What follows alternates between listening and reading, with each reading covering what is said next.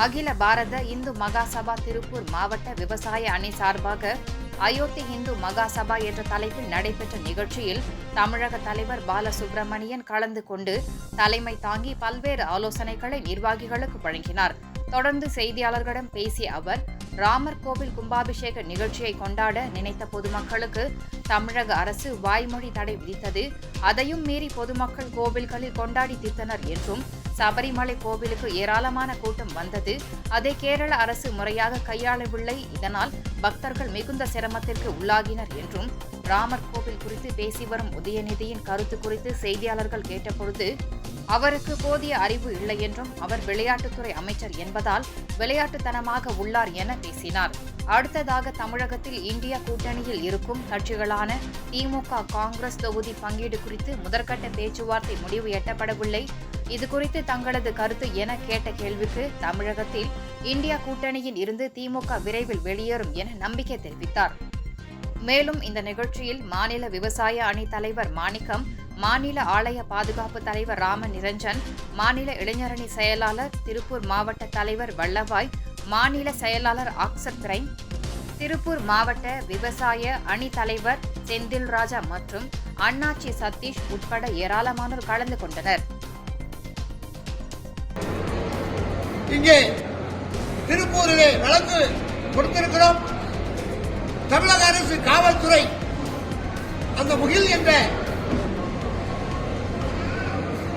தரம் கட்ட பேச்சை பேசக்கூடிய, மத நம்பிக்கையை சிதைக்கக்கூடிய அந்த செயல் செய்யக்கூடியவரை கைது செய்ய வேண்டும் என்று இந்து மகாசபா சொல்கிறது.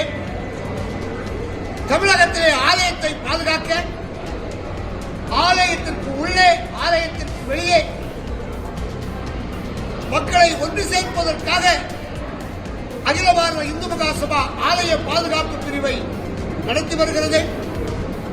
இங்கே ஒவ்வொரு ஆலயத்திலும் பக்தர்களுடைய குழு அமைப்பதற்கான ஏற்பாடுகளை இந்து மகாசபா செய்து வருகிறது. தமிழகத்திலே ராமர் கோவில் கும்பாபிஷேகத்தை தமிழகத்திலே ஒலிபரப்ப தடை என்ற வார்த்தை இருந்தது. ஆனால் அது உத்தரவல்ல, வாய்மொழி உத்தரவு என்று சொன்னார்கள். இருந்தாலும் அதை மீறி தமிழகத்தில் எல்லா ஆலயங்களிலும் ராமருக்கு, ராம ஜென்மஸ்தானுக்காக சிறப்பான பூஜைகள் நடைபெற்றது. அத்தனை மக்களும் அயோத்தி வருவதற்காக எல்லா இடங்களிலும் இருந்து மத்திய அரசு ரயிலை ஏற்பாடு செய்திருக்கிறது. உண்மையிலேயே நன்றி. நம்முடைய அமைச்சர் சேகர் பாபு சொல்கின்ற போது, அயோத்திக்கு தமிழகத்தில் இருந்து செல்லக்கூடியவர்களுக்கு உதவிகளை நாங்கள் செய்வோம் என்று அமைச்சர் சேகர் பாபு சொல்லியிருக்கிறார். ஆகையினாலே தமிழகத்திலே இருந்து அயோத்தி செல்லக்கூடிய இந்துக்கள் அறநிலைத்துறையை நாட வேண்டும். அறநிலைத்துறை அந்த அயோத்திக்கு செல்லக்கூடிய ரயில் கட்டிடத்தை கொடுத்து உதவி செய்ய வேண்டும் என்ற கோரிக்கையை அகில பாரத இந்து மகாசபா சொல்லிக் கொள்கிறது. சபரிமலையிலே மிகப்பெரிய கூட்டம் வந்தது. அங்கே இருக்கக்கூடிய அரசாங்கம் பக்தர்களுக்கு சரியான வசதி செய்யவில்லை. உணவுக்காக 48 நாள் விரதம் இருந்து போகக்கூடியவர்கள் உணவுக்காக கையேந்தக்கூடிய நிலை சபரிமலையிலே இருந்தது. தமிழகமும் சில உணவுப் பொருட்களை கொடுத்திருந்தது, ஆனால் காணாது. இன்னும் அதிகமான சூழ்நிலையை உருவாக்கி வரும் காலகட்டத்திலே சபரிமலைக்கு செல்லக்கூடிய பக்தர்கள் அத்தனை பேருக்கும் உதவி செய்ய, பெருவெளியிலே செல்லக்கூடியவர்களுக்கு, பாத யாத்திரையாக செல்லக்கூடியவர்களுக்கு தரிசனம் செய்ய ஏதுவான வசதிகளை கேரள அரசு செய்து தர வேண்டும். தமிழக அரசு அதில் தலையிட வேண்டும். மத்திய அரசு, அந்த வனத்துறையை வைத்திருக்கக்கூடிய மத்திய அரசு கேரளாவிலே சபரிமலையை வழிபடக்கூடிய பக்தர்களுக்கு உதவி செய்வதற்காக அதில் தலையிட வேண்டும் என்று இந்து மகாசபா கோரிக்கை வைக்கிறது. அவருக்கு போதிய விவரம் இல்லை, அறிவு கம்மியா இருக்கு. ஒரு கோர்ட்டு தீர்ப்பு சொல்லியிருக்கு, அகழ்வாராய்ச்சி சொல்லியிருக்கு.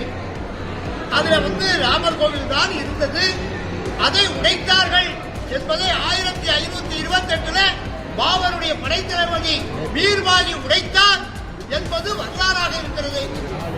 அதை ஊர்ஜிதப்படுத்துகிறது அகழ்வாராய்ச்சி. அகழ்வாராய்ச்சி சொல்கிறது, கோர்ட்டு சொல்கிறது, வரலாறு சொல்கிறது. எனக்கு ஒன்றும் தெரியாது. நான் மசூதி தான் இருந்ததுன்னா அது சிறுபிள்ளைத்தனம். அவர் விளையாட்டு மந்திரி தானே, விளையாட்டாக பேசுகிறேன். சின்ன பிள்ளை அவரை மட்டும் கனிமொழி ஆராசா எல்லாருமே அவங்க தீவிரவாத தொடர்ச்சியா அந்த பல தவறு குற்றச்சாட்டாவே கொடுக்குது. அவங்களுக்கு காமாலை கண்ணுள்ளவருக்கு பார்க்கிற இடம்லாம் மஞ்சளா இருக்கும். அவங்களுடைய பார்வை அந்த மசூதியோடு நின்றுவிட்டது. நம்முடைய பார்வை அந்த மசூதியை தாண்டி. அவர்கள் 92 இருக்காங்க, நம்ம 1528 இருந்து வாரம். பாபர் இடித்தார் என்பது வரலாறு. அவங்களுக்கு எல்லாம் விவரம் தெரிஞ்சு.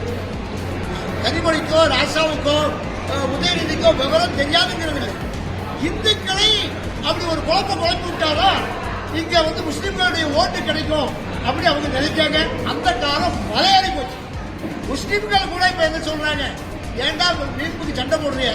ஒரு கே முகமது சொல்றார், மசூதி இருந்த இடத்துல கோவில் கட்டல, கோவில் இருந்த இடத்தை இடிச்சுட்டு மசூதி கட்டி இருக்கிறான், அந்த மசூதியை இடிச்சுட்டு கோவில் கட்டுறான். இது தப்பு இல்லை. அப்படின்னா நீ கேஸ் போடணும். யார்கிட்ட போடணும்? சர்தார் வல்லபாய் பட்டேல் போகணும். சோமநாதபுரம் ஆலயத்தை நீ ஏண்டா மசூதியை இடிச்சுட்டு கட்டினு. இந்த விவரம் கூட திமுகவுக்கு தெரியாது. இவங்க குண்டு சட்டிக்குள்ளே குதிரையை ஓட்டிட்டு கூடிய இந்த பகுதியை விட்டு வேற எங்கேயாவது போவாரா? உதயநிதி போவாரா? சனாதனத்தை ஏசிட்டு இங்க கையெட்டி உட்கார்ந்து இருக்கிறார். பெரும்பாலான பொங்கு பாளையங்கள் ஒரு சமூகத்தை சார்ந்தவங்க மட்டும் கோயிலுக்கு அனுமதிக்கல. இப்போ அது அவங்க இது பண்ண திருப்பி பொங்கல் வச்சதுக்கு அந்த 10 குடும்பத்தை ஒதுக்கி வச்சிருக்காங்க. அதை நீங்க எப்படி பாருங்க? இது தேவையற்ற செயல். இது அவமானகரமான செயல். இவங்க எந்த காலத்தில் இருக்காங்க? எல்லாருமே சமம் என்று சொல்லக்கூடிய நேரம் வந்து ஒரு கலெக்டரா தாழ்த்தப்பட்டவர் வந்தா அவர் தாழ்த்தப்பட்டவராக போய் சைலண்ட் அடிப்பாங்க. சோ இப்ப எல்லாம் தாழ்த்தப்பட்டவன் உயர்ந்தவன் அப்படியெல்லாம் கிடையாது. ஆலாபி சேம். ஒரு சமுதாயத்தை ஒதுக்கி வைப்பது என்பது உண்மையிலேயே அது வேதனைக்குரிய செய்தி, அது அவமானகரமான செய்தி. அது தவிர்க்கப்படணும். இந்த இந்தியா கூட்டணி என்பது ஒவ்வொரு இடமா சிலந்துகிட்டே இருக்கு. அவங்களுக்கு ஆசை ஒரு இடத்துலயும் சீட் கிடைக்காது. வடக்கே காங்கிரஸ் 0